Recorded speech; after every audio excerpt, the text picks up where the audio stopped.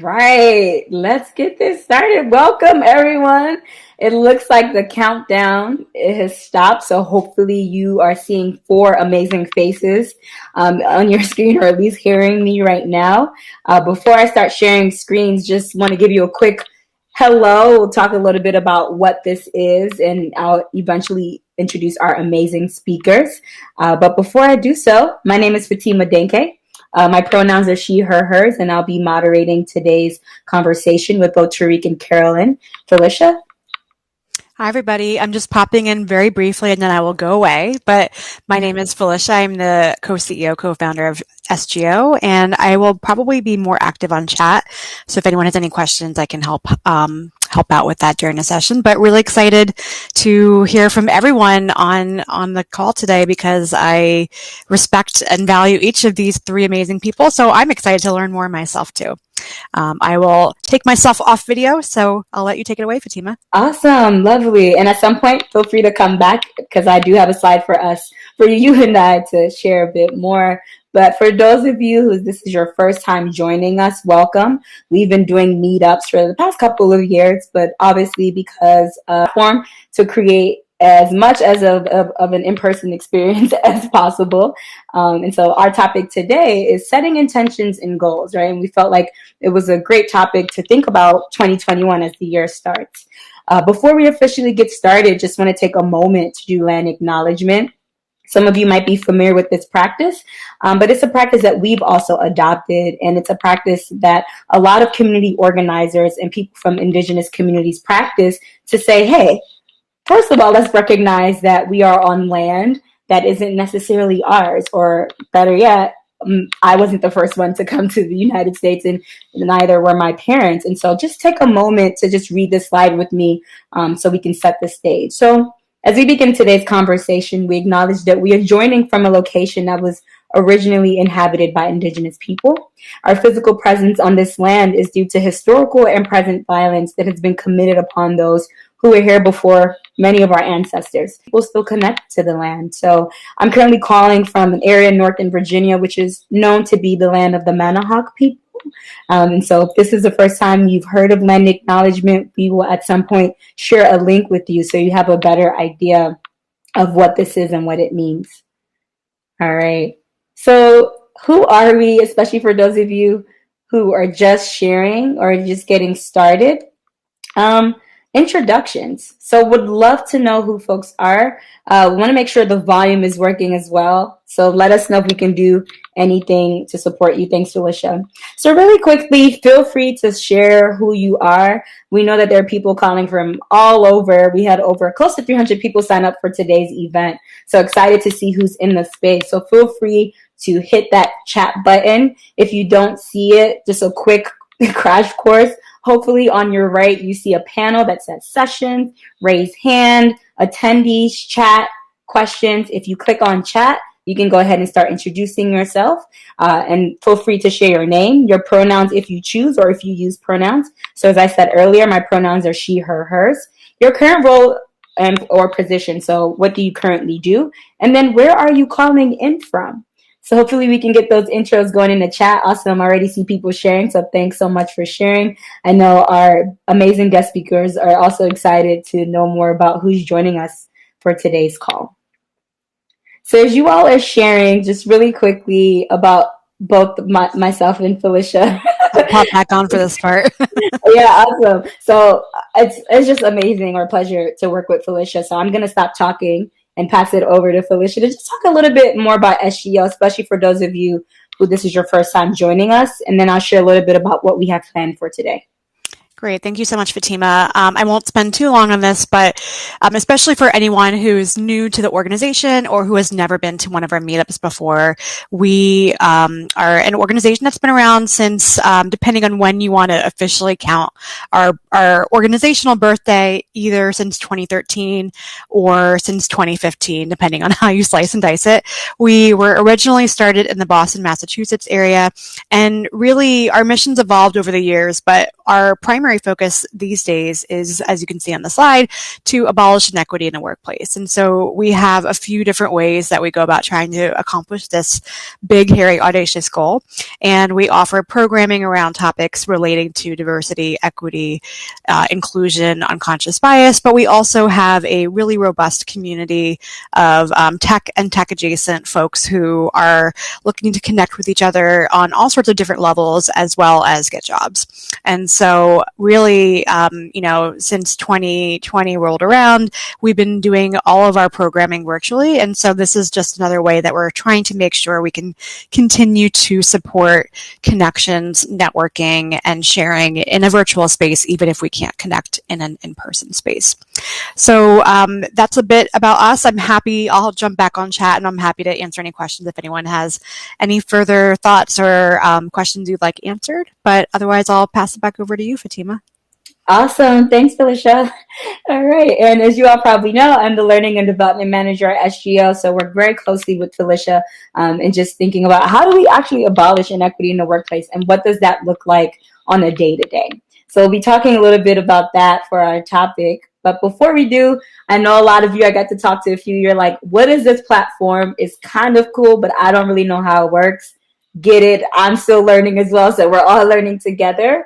But really quickly, just want to give you a quick idea of what we have planned. So when you first logged on, you probably saw all these tables with different table topics. When you click on it, you take a seat and you have an opportunity to chat with people. And the reason why I'm saying that is because we will give you all time at the end to do the same. So if you couldn't figure out in the beginning, just want to let you know that's sort of how this is set up. So we're right on time, which I love when that happens. But we are now at the 5:30, 5:40 block where we're sharing a bit about SGO. We'll be introducing our speakers shortly. And then for about 30 to 35 minutes, it'll just be some questions for you all. So if you haven't found the magical button of questions somewhere on your panel, feel free to click questions. You can type your questions now if you have some already, or you can type it during our conversation. And if someone has a similar question or you think the question that's being asked is an awesome question, you can upvote the question. So if you upvote the question, it'll move up. And so whoever upvotes the most questions, those are the questions that we'll answer. And we'll try to get to as much as we can. And then, like I said, towards the end, we'll open up the main session again. So you'll be able to pop in those different tables to have some of these conversations. So I hope this is helpful. The amazing speakers, both Tariq and Caroline. I'm like hyping you up so much, so no pressure. You all are gonna like drop all the gems and answer all the questions that people might have. But Tariq is joining us, and he is the Diversity and Inclusion Business Program Manager at Microsoft. So welcome, Tariq. And Caroline is an organizational development consultant. So I'm so excited for both of these people to not just talk about their professional experiences as it relates to DEI or setting intentions and goals, but to also talk about what this work means personally, because we know that very often you can't separate the two. So I'm going to stop talking. I'm also going to stop sharing my screen so you can get a better look at our faces and see us as we interact. All right. Let us know a little bit about what you do. Sure, I'll be happy to go first. Hopefully you all can hear me. This platform is new for me too, so I'm trying to figure out all the bells and whistles. So again, my name is Tariq. My pronouns are he, him, and his, and the land that I am sitting on right now, it's in Boston, Massachusetts, the land of the Massachusetts and Pawtucket peoples. So thank you for that land acknowledgement earlier, Fatima. And I'm the Diversity and Inclusion Program Manager at Microsoft New England Research and Development. So we're based up in Cambridge, Massachusetts in the Kendall Square area. And my role as that program manager is to do a lot of work with our different affinity groups to kind of help to guide that community and to resource it and make sure that it has a connection to the business side of things, to run D&I organizational initiatives for our employees, partnerships with our managers, and all kinds of internal programming, and then community engagements as well, particularly STEM engagements with local schools and with nonprofits and with government as well. As you know, you can tell technology is going to be very important to Microsoft. So a lot of STEM engagement there. Love it. I love an amazing quick intro, but then you just drop so much. So we're going to unpack a little bit more about what you do. But Caroline, go ahead, take it away. Yes, please. My name is Caroline, she, her. I am in southeastern Massachusetts, which is the Wampanoag as well as Massachusetts land. I have short, choppy brown hair, and I am wearing red retro glasses. And that is important for me to tell you in case anyone here may be visually impaired. Disability identity is a big part of my life and my diversity, equity, inclusion identity. So wanted to highlight that as one more way we can show inclusion. I have done many things throughout my career. I spent 10 years in nonprofits. I have spent time lobbying at the State House in Rhode Island for access to early voting and access to open records. I've spent time inside organizations. I've been a consultant. So I am an organizational nerd. And the better people are working inside of those organizations, I believe the better things are going to be for clients. I'm currently working for myself, and I get to work with outstanding clients all over the globe to have conversations like, what does it mean to have a good culture? What does it mean to have a diversity-centric culture? And I'm a big believer in meeting people where they are. And I'm a big believer that there has never been a greater time in our history to have these conversations because we are all in a different place in our journey. But I have never seen more people be proactive versus reactive, although arguably there is a huge reaction as well. So do not want to undermine that. But there is tons of great tension happening everywhere to ensure these conversations are happening at work. And because of pandemic, work is home, is office, is daycare, is pet care. So that's what I got. But please reach out after the fact. I'm an open book for questions. And I look forward to learning from everyone here today as well. Awesome. I hope you all are excited because I'm already excited. So because we're talking about setting intentions and goals, I first wanted to just ask this question to both of you, Tariq and Caroline. If we could just start off by sharing one word or phrase that describes how we're feeling right now about doing DEI work in 2021. I think, Caroline, you alluded to this just in terms of how many of us are living, and most of this is different for a lot of us. So I'd love to start off with you, Caroline, one word or phrase, and then pass it over to Tariq. Sure. The one that comes to mind the most is getting started. We're either starting things new or radically reconsidering what we were doing prior. Let that sit in, everyone, right? Just taking notes. Tariq, what do you have to say? I just want to say also, I love that strong pause after you said that, Caroline. Like, I really had to sit with that and be like, internalize that. I love that. For me, it's simply optimistic. I am optimistic, I've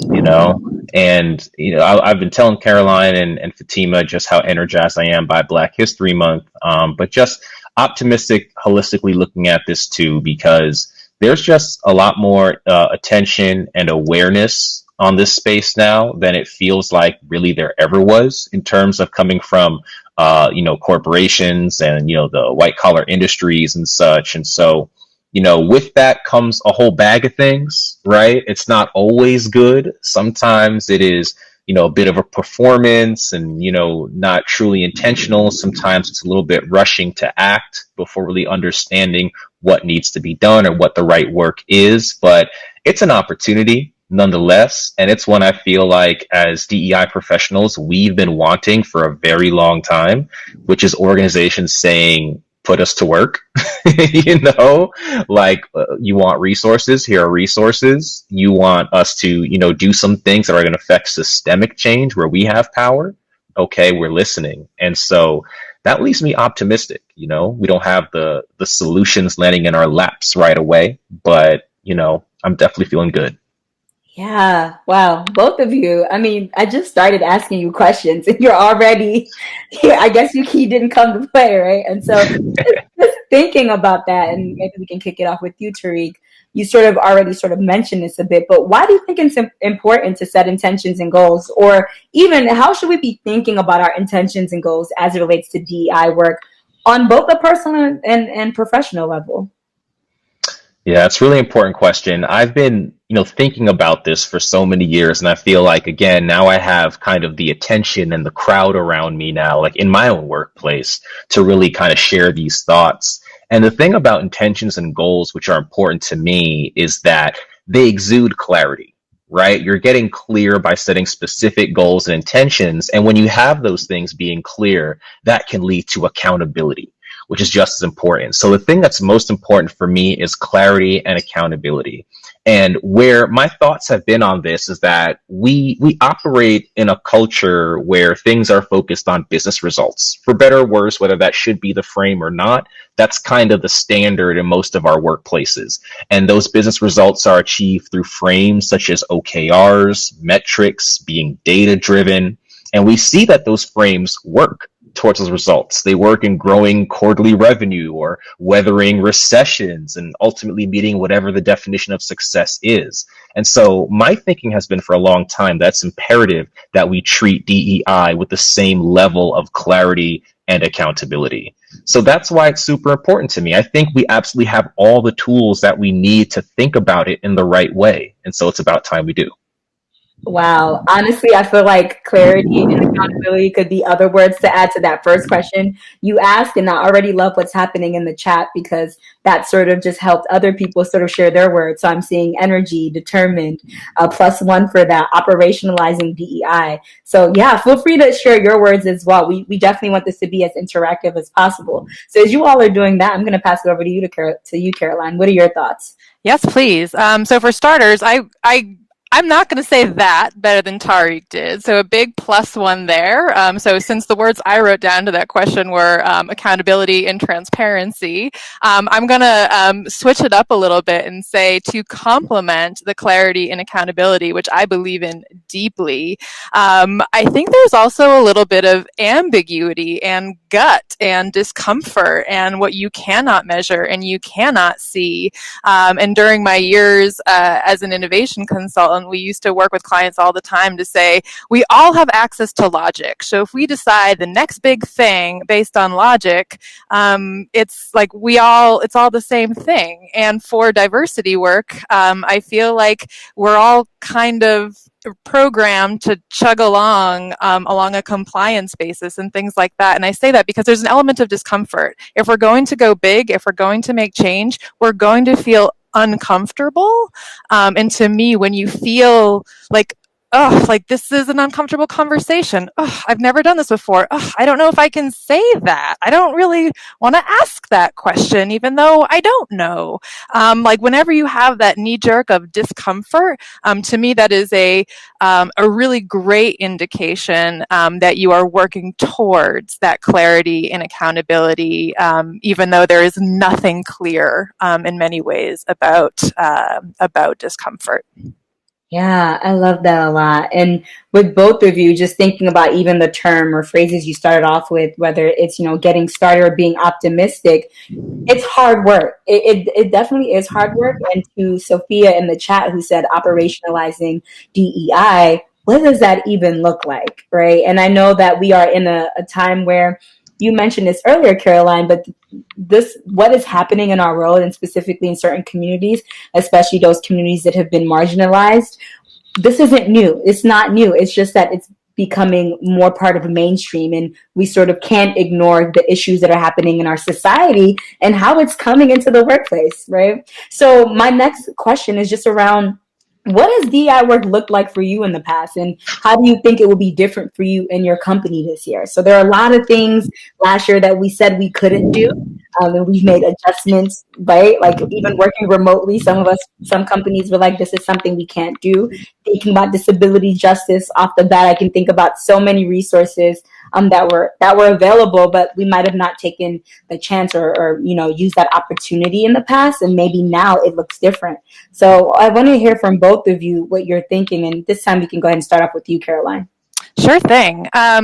So in terms of kind of past, present, future, to me, the word that summarizes it is shift. So if organizations weren't doing a lot, they're doing something. And if and programmatic is a word that comes to mind for that. And for organizations that were largely programmatic, meaning we may have an employee resource group, we may I'm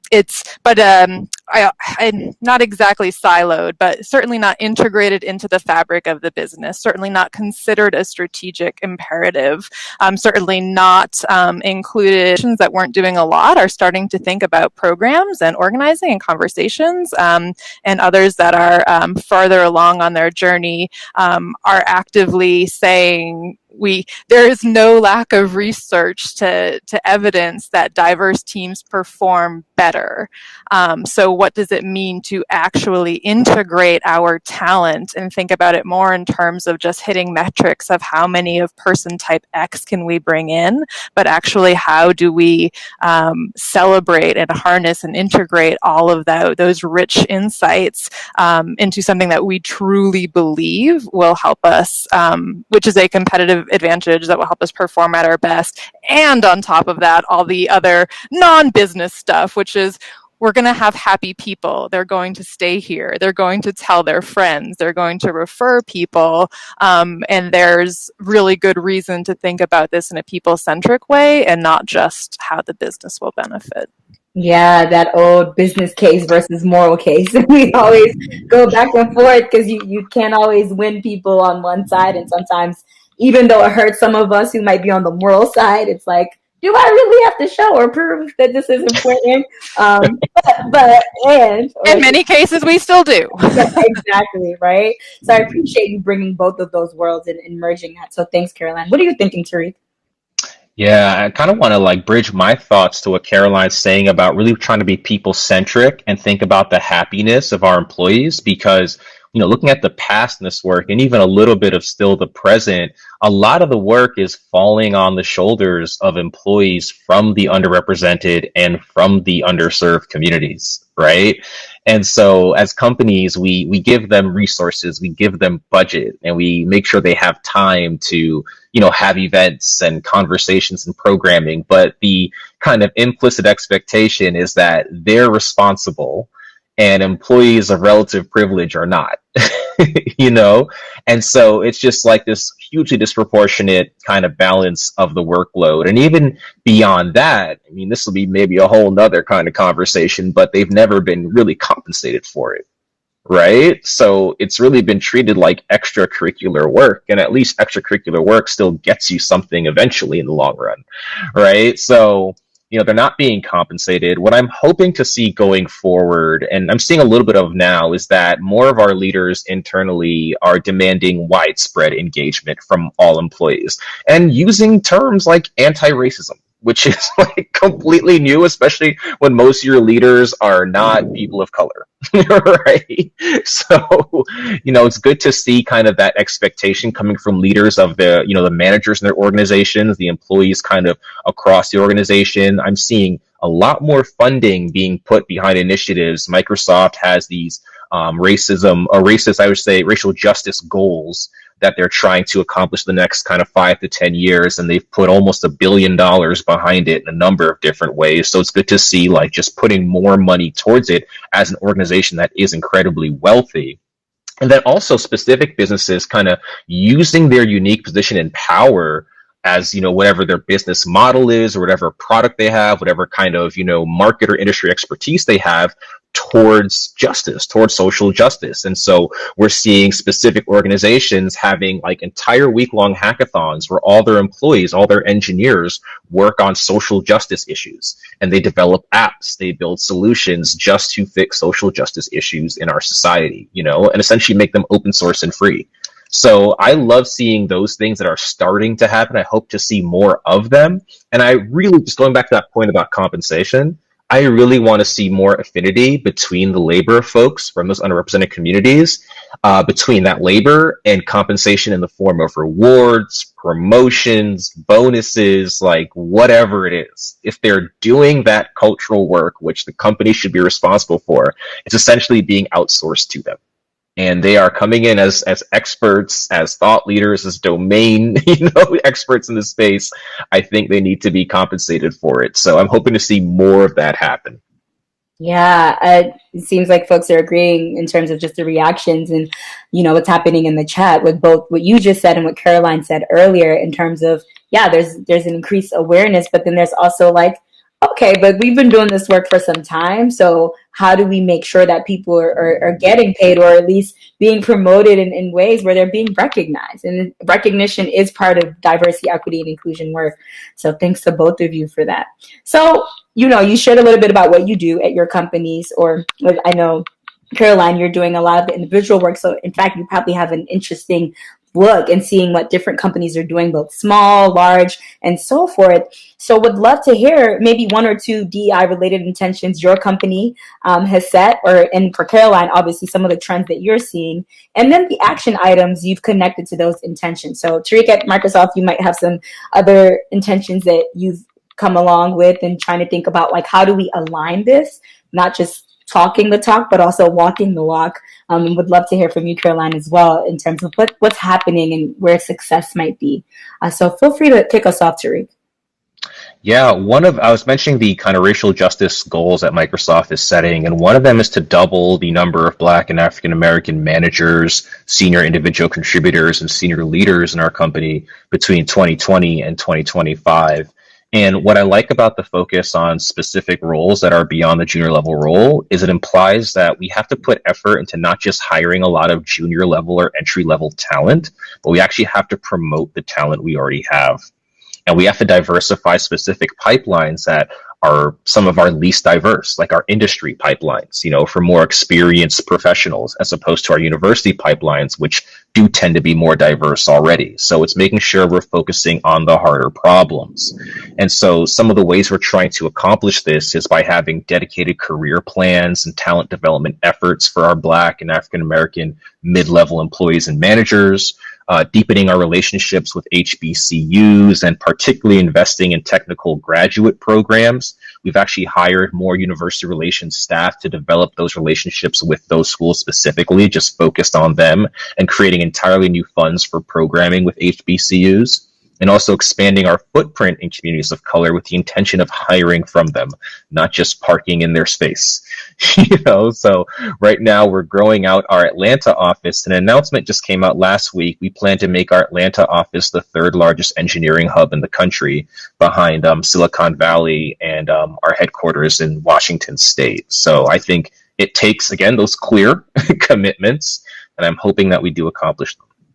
Wow, that's amazing. And I'm sure I see that there's questions coming in. So I just want to remind folks, if you have questions, feel free to go to the question tab and put questions in there, because we will have time for that. But that sounds like amazing work. And I know that's only just one part of it, right? There's so much more that we have to do. So looking forward to continue this conversation and just thinking about how successful it was, what are some of the challenges, and what did you learn from that? So Caroline, what about you? What are some things that you've seen in terms of intentions and action planning, and perhaps maybe some successes that you've also seen in that realm? It's a great question. So again, a big +1 to Tariq. I'm going to intentionally try and give some complimentary answer there. But to me, the number one thing that I have seen work and that people are doing well is to reevaluate meeting culture at your organization. So it is completely irrelevant if you get them diverse hires in the door of any ism imaginable, whether that be age or gender or sexual expression and identity. If those people are coming, this is us, we are coming to meetings and not being able to speak, not being able to be heard, not having our voice amplified, or we are able to do that and it's still the decision making is going in another direction. The amount of time that I spend in my work is disproportionately weighted on what does it feel like to be in a meeting here? And what does that look like? What are how do we design this in? a couple quick tools that I like is it should never fall to one person to organize a meeting. Sharing who sets the agenda, sharing who facilitates that meeting is not only building capacity for many different people, junior and senior, but it's also ensuring that that person who is helping run that meeting is getting more airtime and more recognition and all that great stuff. Another great one, and this is more relevant, much more relevant to in person, is where do people sit in the room? It is very, very common, especially at the senior levels, where it is palpable. The power someone has is usually the closest they are sitting to the most senior person in that room. And you kind of generally know whose seat is where. So even small things like saying like we're going to mix up seating or randomized, even that can do wonders to make visible the invisible stuff that just makes meetings feel more accessible, more lovely even. Like it's nice to go to a meeting and feel not on guard in that way we've all experienced. So to me, the number one metric I can say is, did I feel like I was heard in this meeting? And do I feel that did I hear from everyone in this meeting? And maybe there's a way to measure that, like, thumbs up, thumbs down. Like, did you feel like you got to participate? And, and do a self-check there. So lots of ways, formal and informal, to do that. But I truly believe that this work happens meeting by meeting, team by team, in combination with all of the amazing stuff that Tariq said. Both the grassroots manager by manager, team by team, and some of that incredible bigger picture organization-wide goal setting. That's how real change happens. Yeah, got a few people reacting to that meeting point, right? And I think the reason why people probably feel it is because a lot of our workplace interactions, whether we want to go to those meetings or not, are happening during those one-on-one meetings or those team meetings. And a lot of how we feel has a lot to do with how we interact. Are we being heard? Are we not being heard? Which directly connects to what you were saying, Tariq, in terms of what Microsoft is doing in putting people in places where they are being heard. So it's not just enough to have representation, but what I'm hearing is that it's also just as important, if not more, to make sure people are being promoted and are part of leadership roles, but then also looking at our culture, to what you said, Caroline, like, what are the day-to-day things that are unsaid? Like, if each of us were to describe our companies in one word, or if I was to say, what's the personality of your company? How would you describe that? Like, how does it actually feel? And a lot of research has come out in terms of inclusion and how we define it. But to say that it's important, even if we might be defining it differently, that it's not just important to us as individuals, but also we see how our colleagues are being treated. And so what's our role in that? So awesome. Thanks so much for that. Before I move on to the other questions, I see like your faces look like you want to add something else. Is there anything else you wanted to add to that? Because there's a few comments in the chat and people are just agreeing. But any final thoughts on that before we do the last two questions? I'll add one, which is, and I hope this will come up in the side conversation. A surprise for me, a really pleasant surprise when I was room hopping before this. I heard one comment that said, "I just learned what DEI was as an acronym a week ago," or "My organization is really, really, really new to this." So what I highlight that for two reasons. One, this is really hard, lonely work, and two, there is, independently of if you have a resource ERG or a manager who gets behind this, there are so many things that we can do as individuals. I'll say for me right now, the best anti-racist work that I'm doing right now is through my local library, which is being organized by a fabulous recently retired Baptist minister who used to be an HR exec. So like for me, some of the best work I am doing is totally disconnected from any organization. And I feel that is my responsibility to learn and contribute and understand totally outside of an organizational setting. I'm on the South Shore of Massachusetts. And I just learned about this great group called DICE, which is based out of Bridgewater, and they're working with the school board. And that's been really awesome, just just to see what super passionate parents are doing to ensure that their kids in a predominantly white school district to make sure that their voices are being heard. So all that good stuff. So especially for those of you who like, it's like, what does it mean to goal set at work? Maybe like that might not be an option for you yet because it is so early. So I encourage you to think about goal setting, about like what can you do to surround yourself by communities of learning, surround yourself by communities of support, and have that be part of the work and the plan as well. Yeah, thanks for sharing that. And I see, Alton, you just shared like spheres of influence, and that's what you're hitting at, because sometimes it might feel very meta and we're like, I don't know where to start. But the truth is, like, the work doesn't stop in the workplace. We like to say something like the work isn't the workshop whenever we do our training, but it's similar, right? So you might have contained spaces to have these conversations. And it can be tiring. So I'm not saying all day read Kendi's book or, you can't do anything else, but what are you doing in your personal life? Because part of this is just becoming more aware, so you can bring some of that language in your workplace as well. All right, so our last question for you all before I switch over to Q&A from the audience. So if you haven't gotten a chance to put in your questions, now's a good time to do so.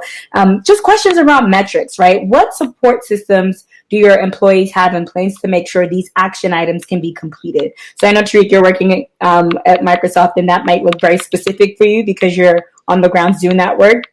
And Caroline, you might have so many options because your world, you just are exposed to so many things. So I'd love for you all to talk about that, whether it's accountability measures, shout outs, benchmarks, right? We can't do this work without support. So what does support look like? And maybe talk a little bit about how do we measure some of these goals?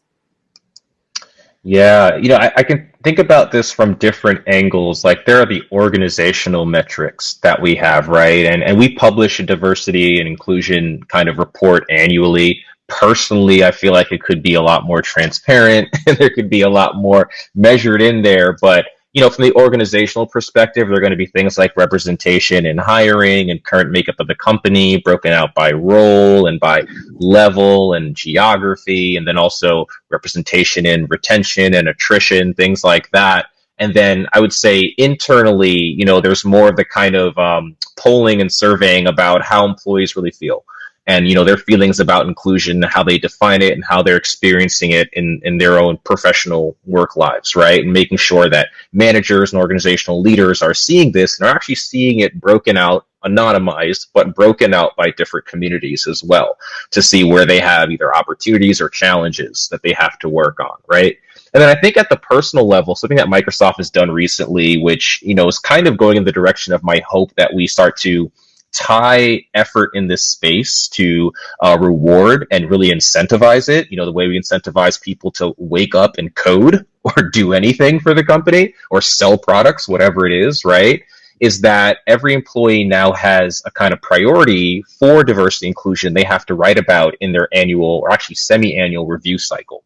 So you have to write about what have you done for the culture of diversity and inclusion in these past 6 months, right? Every employee has to do that. Now, for me, it's a stepping stone. It's kind of there as a very open box, open to a lot of interpretation, and thus, some folks do a whole lot, and by comparison, some folks don't do nearly as much, and there's not like a standard uniform way in which that's recognized or rewarded or compensated, or even the other side of that. If nothing is done, how is it reprimanded, right? There aren't standards around that yet, but I think having employees kind of be expected to now begin that conversation is super important. And a lot of the work I'm doing, at least on behalf of the New England office, is trying to build more specificity around it and guidance on how to really make the most use out of it, both for the folks who are, talking to their managers, here's what I'm thinking of doing, and for the managers to say, is what you're doing intentional and really having impact, whether it's on you or the community or whatever, right? So that's kind of where I see us really pushing intentional about it, whether they're at, the very early beginning of it, which is perfectly fine. If you don't know what DEI means, that's where you're starting to make your journey, or you're further along and you're like, it's going to take more for me to really have impact. So much there to just hold space for, to take a moment to let that settle. And as you were talking, you reminded me of a conversation I was having with a client, or actually earlier today. And that's one of the things that they're doing at their company as well, where it's like, okay, we're not just going to have external consultants or facilitators do a training and say that's it, but how do we weave this inside of our company's culture? And part of it is talking about values, performance review. So your quarterly check-ins, like how did you align with this DEI value? But not just saying that, they're also sharing some suggestions, because people are like, I don't know what to do. I don't know what this looks like. And so what does it look like on a company-wide level, but then also going back to your own personal lives. Such good stuff. Thanks, Tariq. What about you, Caroline? What do you think? A couple things as it relates to support systems and measurement. I'm going to focus mostly on support systems. Something that I believe is important and I've seen more of in a great way is in parallel to all of this diversity programming, we're talking about mental health more at work. And to me, that is the stress of pandemic. And I've seen that do wonders to normalize the experience of saying, I'm not okay. I'm stressed. I'm distracted. To me, why that's so brilliant is that's what underrepresented communities feel all the time at work. It's not new to feel chronically stressed in many different situations, but to me, making it universal. And this is, I'm going to take a risk right now and say, and acknowledge that I am a white woman and therefore my relationship to this work is very specific, but something else that I have found is helpful is when these conversations come up at work, it can feel isolating to people who are not people of color, because it's just like, I'm not Black. What does Black History Month have to do with me? I'm not X. What does this have to do with me? So while I do not believe, and I don't want to misconstrue, that diversity conversation should be focused on white colleagues and white allies, I do believe that there's a great opportunity we have to expand the conversation to say, who or what is diverse? So, for example, we rarely talk about what it means to be a caregiver or disability, or to be the majority of Americans who are plus sized.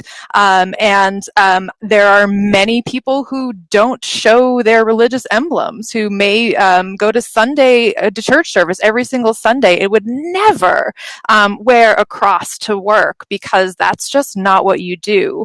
So I believe that way more of us can identify with that feeling of not feeling psychologically safe, not feeling like we can bring our whole selves to work. But I feel like a smaller percentage of us, and I say us being white people, I will make a generalization there. I feel I don't believe as many people as appreciate diversity and inclusion and belonging identify with the term diverse.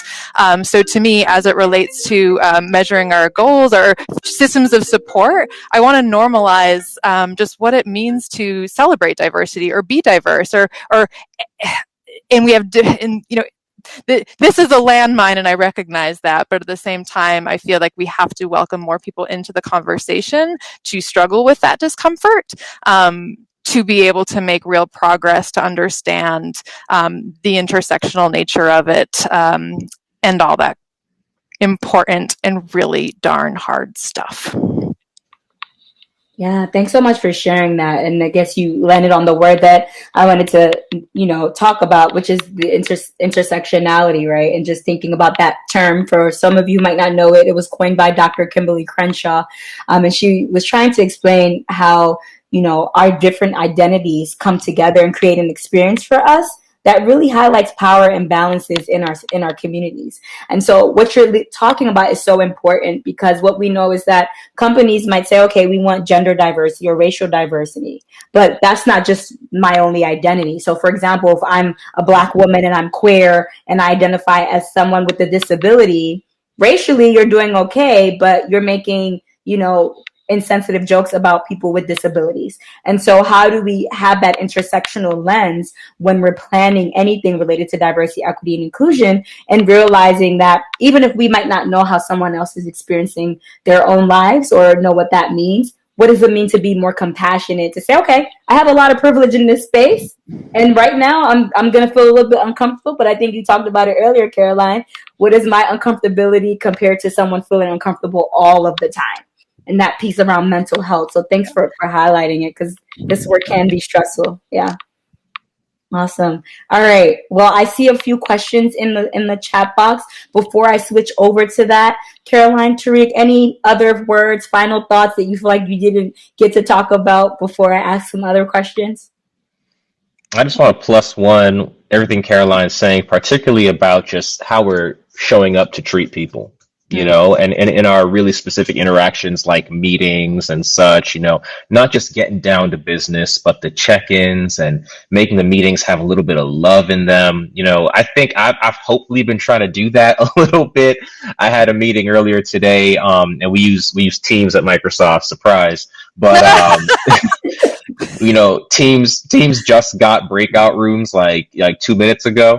I was trying it out with the group, and it wasn't great. I'll give Zoom its credit, but the fact that we can joke about that, and kind of break the ice and just, make fun of the fact that we're showing up to this screen every day for hours on end, and let people have a little bit of humor and some humanity with that. I think that goes along with what you were saying, Caroline. So absolutely want to plus one that. Awesome. Love it. Caroline, Tariq, I'm going to say thank you, and I'm going to say thank you again, but it's just such great conversation. So thanks for answering them and just being your honest self and talking about your personal and professional experiences. So feel free to switch with me, both audience and guest speakers. Click on that questions tab so you can see the questions that I'm sharing. You can stratify by clicking upvote, so you can see that I'm going to be asking questions based off of what you voted for the most. So the first question we have in the question box is, Tariq, you are mentioning very large programs with large amounts of money behind them. I work at a small company, 100-person nonprofit, so I'm wondering if either of you can speak to how smaller companies can back similar DI initiatives at their scale. Great question. This is a phenomenally great question, because I often have the blind spot of just being in a big, very resourced company, and at the same time, I when I get questions like this, I have to remind myself that in a big company, you have lots of dark corners. And so there actually are a lot of, smaller offices and smaller teams that, don't have any resources to have an affinity group, or to bring in a great speaker or send their employees into anti-racism training. Like, there actually are groups kind of left in the cold there at Microsoft. There is that bit of inequity in terms of resources for this kind of work. So when I'm thinking about, smaller companies where it's possible that the resources aren't there, that the leadership isn't there in their own journey to give support to it. And just the fact you might not have full-time professionals either working full-time or as consultants, kind of like Caroline, to help out with this. I think about those smaller offices in Microsoft and how they do it. And so they'll do, really easy to get into initiatives like book clubs. Right, where you can expect each of your colleagues who wants to participate in like a book circle to just go and buy a book, and you just organize and you plan to read it, and hopefully there's like an accompanied discussion guide from the author, or that other experts have provided that in case you don't have someone who's a professional at facilitating conversations about that content. But even if not, you just really want to approach that with a really open mind and growth mindset, that you're going to be challenged, that someone in your book club, their thoughts and beliefs are going to be challenged, and not to respond with judgments or conclusions to what they read or internalize, but to consider that that's a real perspective and a reality for not just an author, but probably a lot of communities out there, and to continue kind of an internalized self-development work that way. Right. So that's certainly one thing that can be done.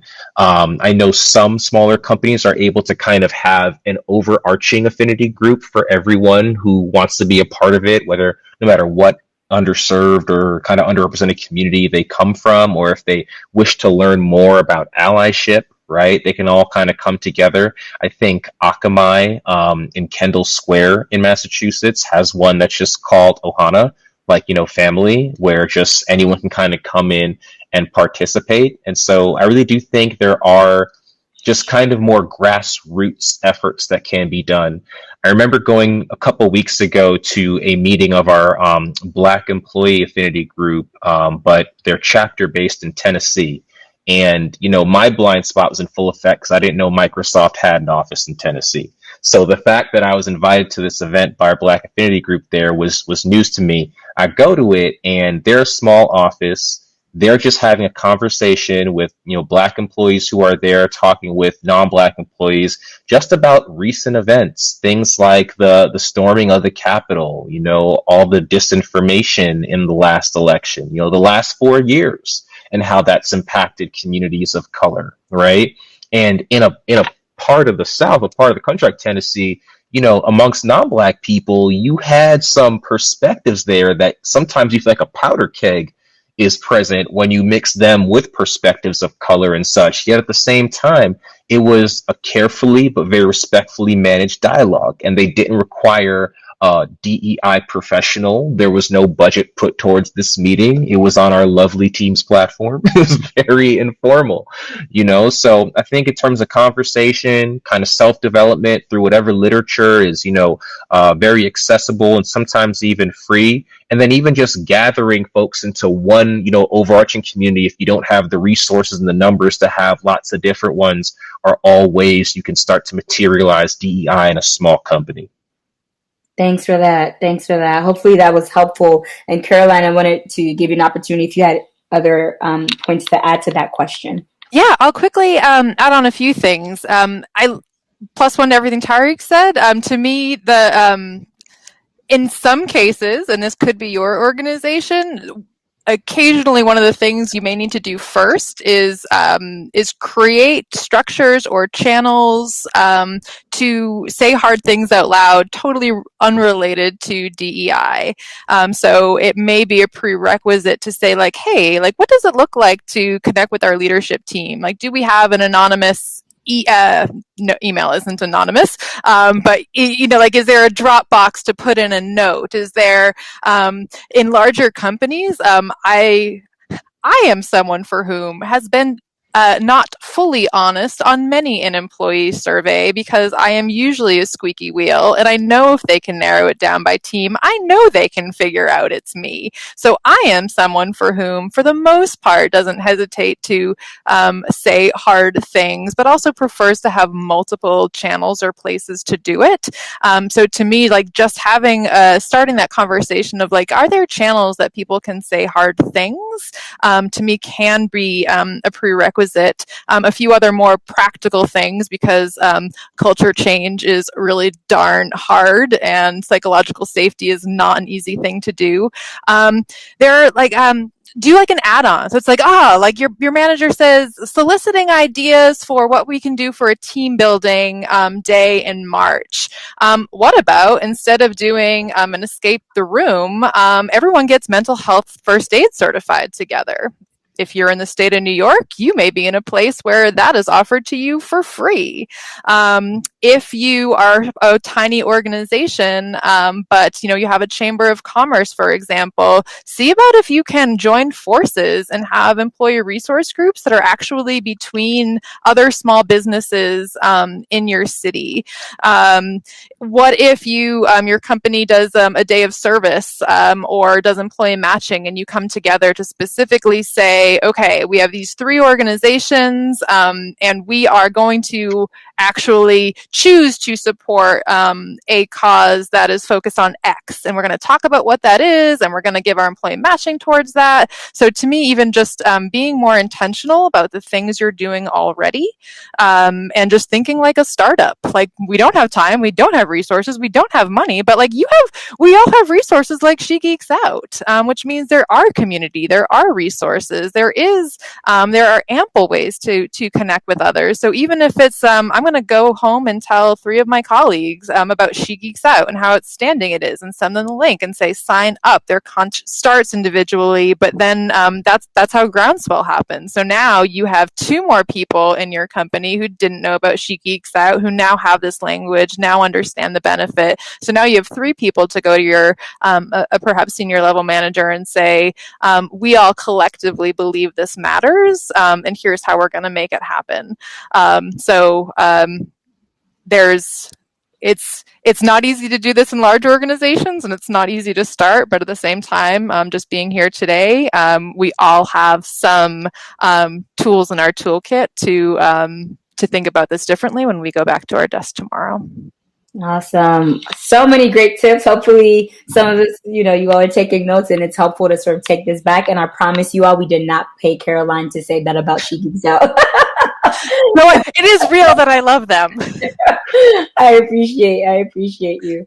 All right. So we have a lot more questions. I'm going to try to be strategic around how I phrase them. And if we can be as concise as possible, because I know people are like, get to my question. I got some private chats. We would try our best. So the next two questions that were upvoted, I'm going to combine them. So it's a two-part question in my head. The first question is, how can I ensure my company is being held accountable to DEI goals when we don't necessarily have a DEI coordinator who can own those goals?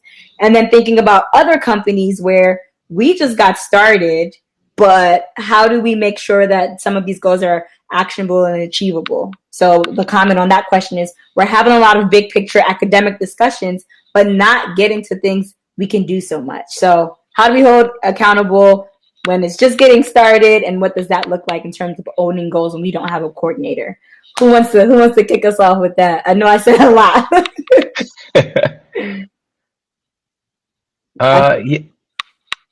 Happy to go first.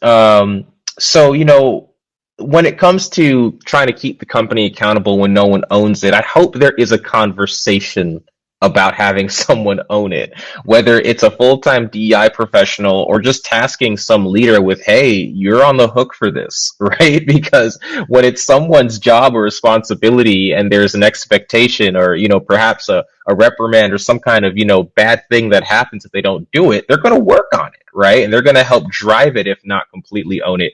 And so I hope there's at least a conversation there. Otherwise, if you think about other things your business tries to accomplish and clearly has owners for, why would you do it there or not? In terms of trying to really get the company behind it, I think there are different ways. I read this Harvard Business Review article a couple weeks ago, which just had some bold ideas about what to do with people data. So kind of the data like HR collects about identity and representation and things like that. And it was just boldly proposing that you start to make that more transparent, right? And remind folks across your company, almost empower them by putting the data in their hands. Here are the problems we have, right? And if you can't get someone individual to own it, hopefully you start to kind of crowdsource, very inclusive. What can I do? What can my immediate team do? Maybe we can start to float ideas or find like-minded people to brainstorm about it, right? So by kind of withholding data, you are implicitly saying like whoever has that data is, on the hook or most on the hook or should be most concerned about it. No one else needs to know it, and thus they shouldn't be concerned about it. You start to be more transparent about it. You can get more of the company talking about it, hopefully also doing things about it as well. Aside from that, going back to some of the kind of grassroots efforts, I think you can just kind of really empower individuals in your company, right? Who just, they want to be one of those people to stand up and make a difference, make a change. In Microsoft, yes, we have other DEI professionals who work full time. There are tons of people who take a semester off from their technical program management role, and they're all of a sudden a kind of DEI champ or lead or something like that. And they're paid to do it because their manager says you no longer have to go talk to customers about Azure or about Microsoft Office or about whatever. And I'd like you to kind of help us on our culture, right? And so, do you have the ability to give, employees who are passionate about those things some of that bandwidth and some of that leash to go work on, DEI goals? And that gives some of that kind of, ownership and accountability, I would say. And then the second part of the question, just looking at it, so actionable. Ooh, get tactical. Get tactical, people. I feel like DEI conversations, and I love talking about, you're speaking with the experts and academics and about the broad issues, but then we just become kind of people who like learning about it. And we don't get to people who do something about it. And so we can go and have these rich, brainy conversations. We can nerd out on this stuff. Like no one's actually got an initiative or an action. They're like, this is what I'm working on, and I hope it works. I'm trying to have success with this, right? So start getting tactical about it. Start breaking it down. If it has anything to do with representation, take apart your recruiting system and not literally like destroy it, but like look at it and start to segment it and look at all the different pieces of it and who's involved. Get tactical about where you can start to have some influence to change things that might be keeping people out of the pipeline, right? That might be having a downstream effect on the representation that ends up in your company. And whether that's your recruiters doing that, whether that's the employees who are interviewing, it's the hiring managers, whoever. There's going to be some part of that that you can have an effect on, and you can experiment things. You can test hypotheses, right? Like you can really get tactical about seeing how you can improve these things in measurable, actionable ways and seeing if they have impact. So, it's not the broad systemic solution that I think we all want to just snap our fingers and appears in front of us, but it's a start. Right. And you can start to have some small early wins that way and kind of build the systemic solution piece by piece.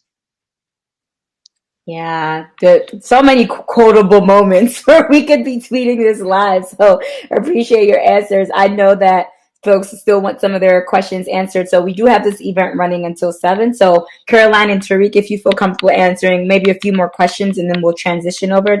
Okay, awesome. Yeah, please. All right. So Caroline, what do you have to say to that 2-part question, if you have anything else to add? Yeah, a couple things to add. This is, again, I will preface this by saying I do not believe that white or majority perspective should be the focal point of this work. That said, I do believe that any person in power, which statistically speaking may very well be a cis white male, I don't believe that any manager comes to work any day of the week and says, I cannot wait to make my employees feel awful today. It is my goal to make sure that people feel like they do not belong and they hate their job.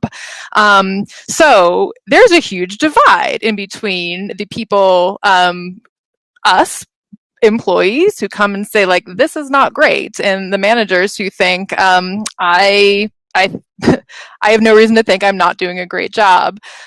So there are 2 tools that I've found can be really helpful. And I'll preface this by a story. I was, during my year, I have worked in consulting specifically to diversity, equity, inclusion. And I was in a cab with my boss, and they said something, they used the term like crazy. And this is in reference to, I don't even remember exactly what it's in reference to, but I stopped and said, I am someone with lived experience with depression and anxiety. And when you said X, it made me feel Y. Is that what you intended? So, try giving the benefit of the doubt, but also make it personal, because I know prior to that encounter, that person never looked at me and said, you're one of them. You are disabled. You are this. You need accommodations. And that's what's so amazing, incredible, confusing, intersectional about this work, is that until I put a name to it, he didn't know he needed to care about it. And granted, it was I had a lot of privilege to build upon to use my voice and say, I need you to care about this. At the same time, to me, it was really important to make it about me. It made me feel this. Is that what you intended? And try and approach it in a way that was honest and open and like ready to engage. But I know he didn't mean to hurt me. And I know he didn't mean to be offensive or insensitive. At the same time, I knew that I never wanted to hear that at work ever again. So it was important to take a stand. Another tool that I have found that can be really helpful is prefacing a question with, is it okay if I take a risk right now? And these are uncomfortable conversations, but sometimes by saying like, is it okay? Like, I might say the wrong thing. Like, In fact, I really have no idea how to frame this question, but that kind of like prepares yourself to like pump you up and prepares the listener. So that's to enhance all of what Tariq said, because this is big work, and I believe it's a conversation by conversation game. But it's like we can go across the isms. It's like, I didn't know I should care about queer inclusion until I knew that my cousin was gay. I didn't know that I should care about mental health until I realized that all of these things. So there's an element, I believe, of when appropriate, to own those stories for ourselves and make it more real to our managers, because I do believe they care about us. They just don't know in many cases, and that's not an excuse, but I do believe it is the reality in many cases.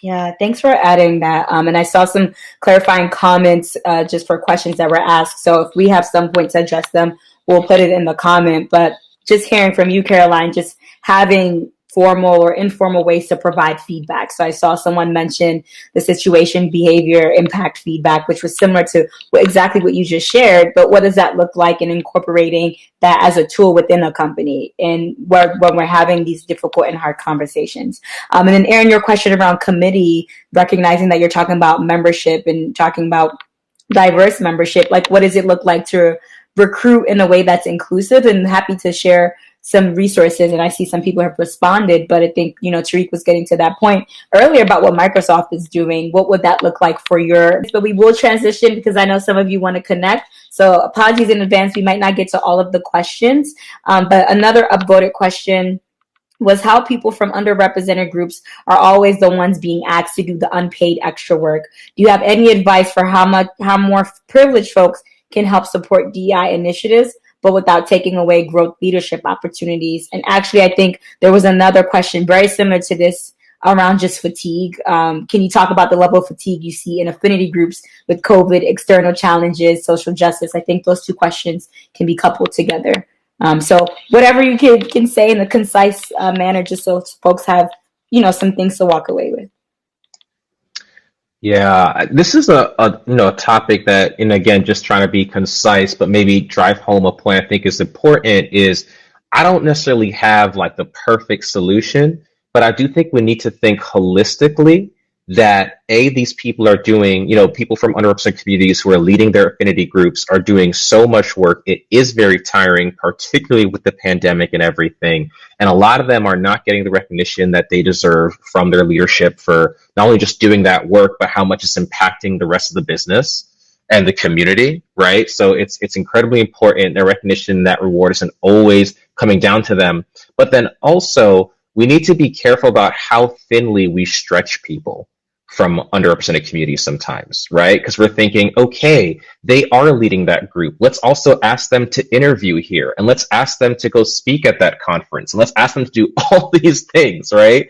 And so sometimes we're like trying to serve all these DEI like goals that we have to be more diverse in how we show up to different, parts of the business, but then we're in a way depriving that person of rest, of their energy, of like really being able to be their best selves at all these different opportunities. So I think it takes kind of a holistic approach in understanding that we have to, and I would say by we, like managers have to think what's best for this individual's success and advancement, right? And if they want to go and like be an affinity leader, I need to make sure I recognize that, I reward that, and we have a discussion about how I make them have time for it where they're not working like insanely harder than their colleagues, right? And then whenever I have needs for, wow, I really want to have like a diverse interview loop, loop of interviewers for like a job that's coming up, or I want to recommend, a woman or a woman of color for this, upcoming position, may I be contextually aware and mindful of what else they have on their plate,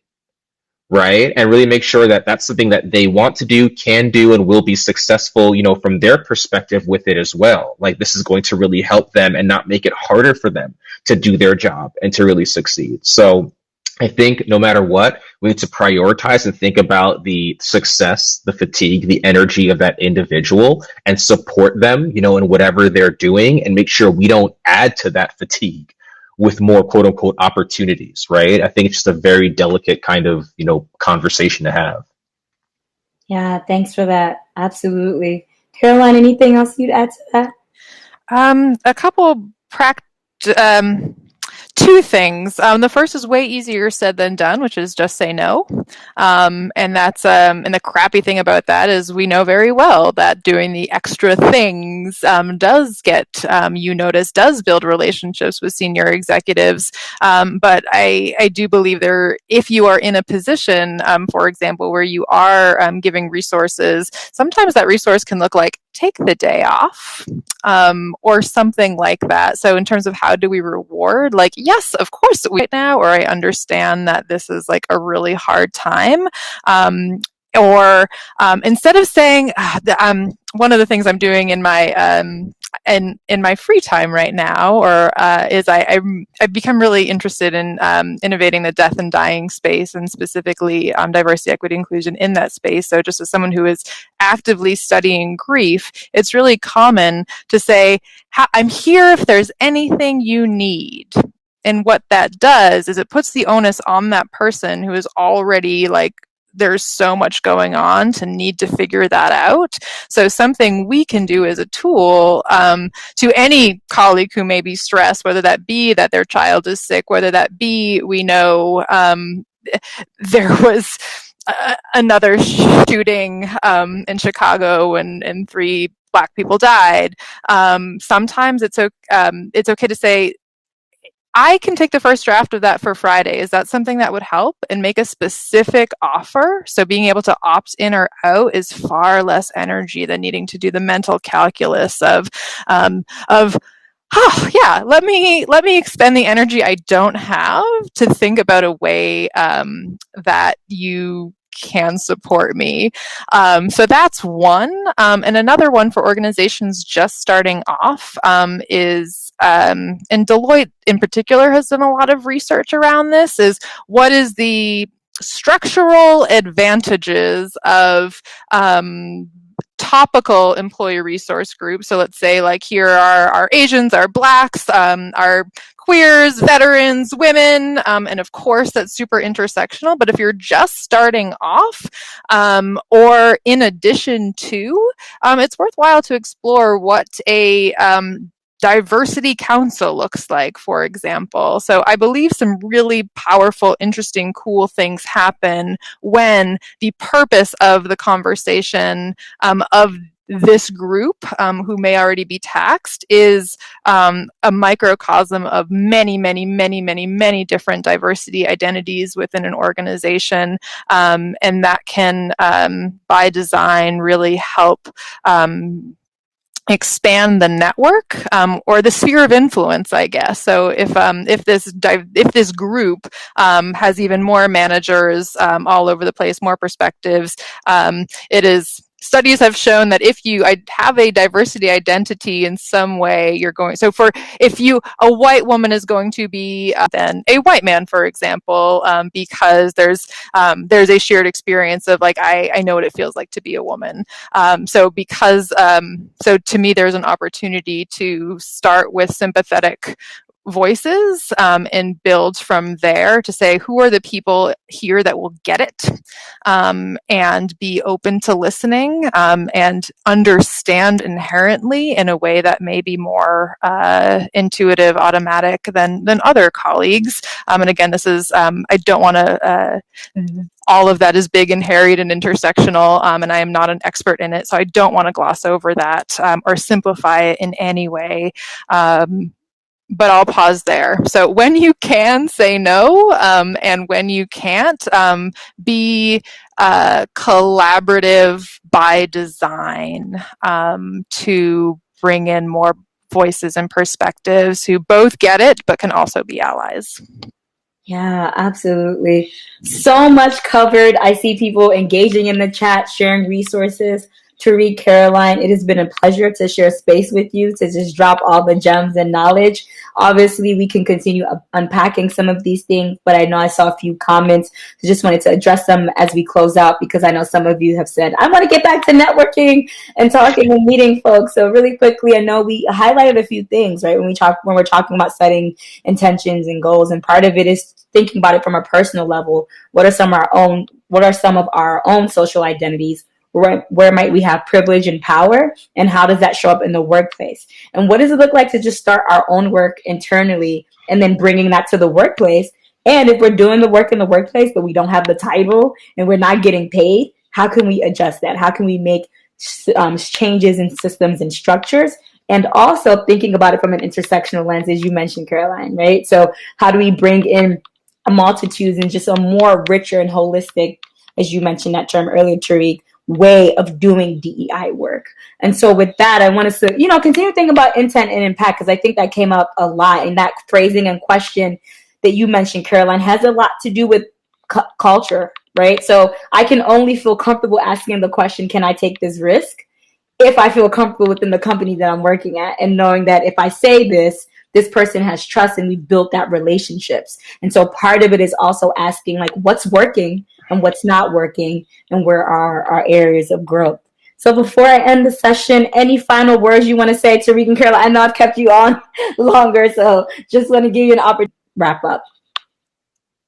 I have a big thanks to everyone for showing up, for listening to She Geeks Out, who I already let you know that I love. But just want to remind, this starts now. No, we're not going to have all the conversations and answer all the questions in the next 12 minutes. But that said, we have our names. Please reach out on LinkedIn.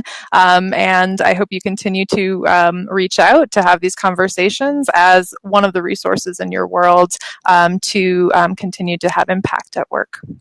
Awesome. Thanks.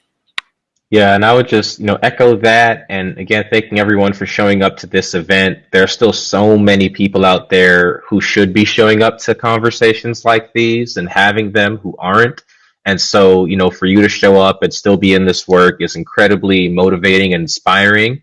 And, especially for folks out there in smaller companies or who might be more lonely in this work, really network between companies and organizations, find groups of us between that are cross industry or regional or what have you, and continue to find more, kind of water for this work there. You'll definitely find more people fighting this good fight with you. Awesome. All right. Thank you both. So with that, we'll end. Feel free to go back to the tables, chat, get that person's LinkedIn information, and then we'll see you all on another month. So we're doing this every other month. Our next DI meetup will be sometime in April. So stay tuned. If you're not connected with us through our newsletter or social media, now's a good time to follow us so we can continue having these conversations.